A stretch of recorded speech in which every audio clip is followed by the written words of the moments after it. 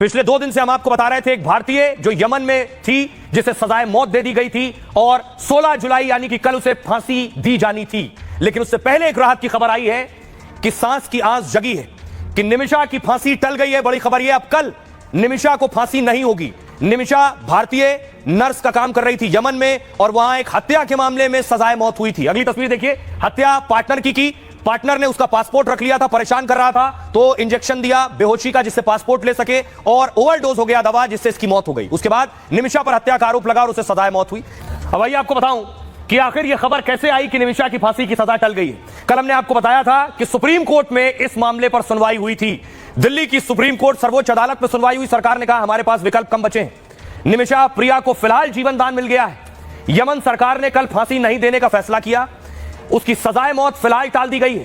केंद्र सरकार ने सुप्रीम कोर्ट में फांसी की सजा टलवाने का भरोसा दिया था। प्रभावशाली धार्मिक नेताओं ने इसमें दखल दिया और भारत के मुफ्ती एपी अबू बकर मुसलियार ने यमन में बात की। यमन के चर्चित सूफी विद्वान शेख हबीबुर बिन हाफिज आगे आए, यानी भारत के सूफी और यमन के एक सूफी। बातचीत में यमन के सुप्रीम कोर्ट के एक जज और मृतक के भाई भी शामिल हुए।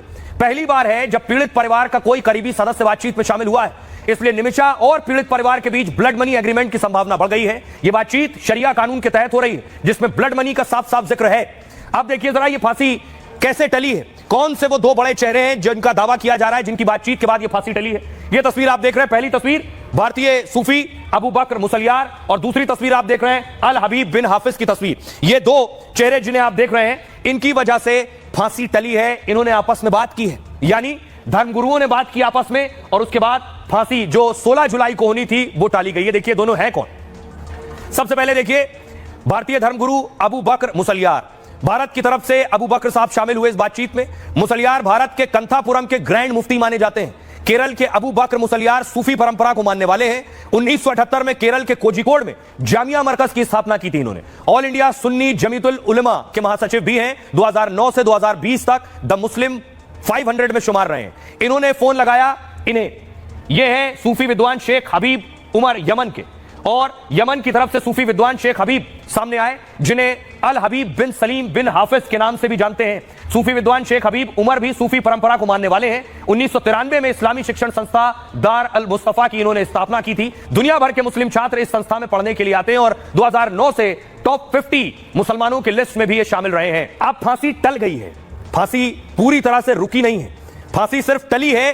अब फांसी रुकने के लिए या रुकवाने के लिए कौन सा एक विकल्प बचा है। फांसी कैसे रुकेगी? फांसी रुकने का एक तरीका है, वो है ब्लड मनी। ब्लड मनी क्या है? शरिया में ब्लड मनी का प्रावधान होता है, यानी फांसी मौत की सजा रोककर पैसा ले लो। ब्लड मनी का प्रावधान शरिया में, जिसे शरिया कानून में दिया के नाम से भी जानते हैं, जो पीड़ित परिवार की तरफ से माफी का अधिकार देता है। लेकिन माफी का अधिकार आर्थिक मुआवजे के तौर पर होता है। आर्थिक मुआवजे की राशि आपसी सहमति से तय की जाती है। पीड़ित परिवार अगर तैयार होता है तो राशि के बदले माफी दी जाती है। ब्लड मनी की प्रथा यमन सहित कई इस्लामी देशों में है। शरिया में ब्लड मनी की व्यवस्था का जिक्र किया गया है जिसके तहत पीड़ित के परिवार को या तो बदला लेने या फिर आर्थिक मुआवजा स्वीकार करने का अधिकार है। इस केस में भी परिवार ने ब्लड मनी एग्रीमेंट की कोशिश की थी, यानी भारत से निमिषा के परिवार ने कोशिश की थी कि वहां जिस शख्स की हत्या का आरोप निमिषा पर लगा है उनके परिवार